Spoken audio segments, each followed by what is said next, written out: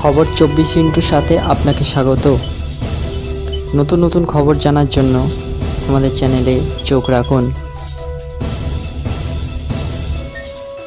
মেদিনীপুর পৌরসভার স্বাস্থ্য বিভাগের বিরুদ্ধে মেয়াদ উত্তীর্ণ ওষুধ দেবার অভিযোগের জেরে পুরসভার স্বাস্থ্য বিভাগের 5 জনকে শোকজ করল মেদিনীপুর পুরসভা। মেদিনীপুর পুরসভা স্বাস্থ্য বিভাগের বিরুদ্ধে মেয়াদ উত্তীর্ণ ওষুধ দেবার অভিযোগ তুলেছিল মেদিনীপুর পৌরসভার 11 নম্বর ওয়ার্ডের বাসিন্দা চণ্ডী প্রসাদ দত্ত।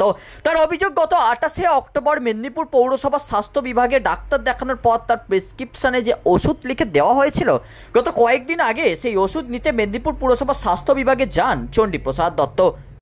কিন্তু অভিযোগ, তাকে যে ওষুধ দেওয়া হয় তা মেয়াদ উত্তীর্ণ, অর্থাৎ গত অক্টোবর মাসেই সময় অতিক্রান্ত হয়েছে ওষুধের। তিনি ওষুধ নিয়ে আসার পর বাড়িতে দেখেন সমস্ত ওষুধগুলি মেয়াদ উত্তীর্ণ। এই বিষয় নিয়ে তখন মেদিনীপুর পৌরসভার পৌরপ্রধান জানিয়েছিলেন অবশ্যই এটা একটা ভুল। এরপরই পুরসভার তরফে 3 জনের একটি বিশেষ তদন্ত কমিটি গঠন করা হয়। সেই তদন্ত কমিটির তদন্ত করার পর সোমবার সন্ধ্যায় পুরসভার পৌরপ্রধান সোমেন খান পুরসভার স্বাস্থ্য বিভাগের দায়িত্বে থাকা 5 জনকে শোকজ করেন। আগামী 3 দিনের মধ্যে স্বাস্থ্য দপ্তরের ওই 5 জনকে উত্তর দিতে বলা হয়েছে, নতুবা তাদের বিরুদ্ধে আইনানুগ ব্যবস্থা নেওয়া হবে বলেও জানান পুরপ্রধান সোমেন খান। ব্যুরো রিপোর্ট, খবর 24/7।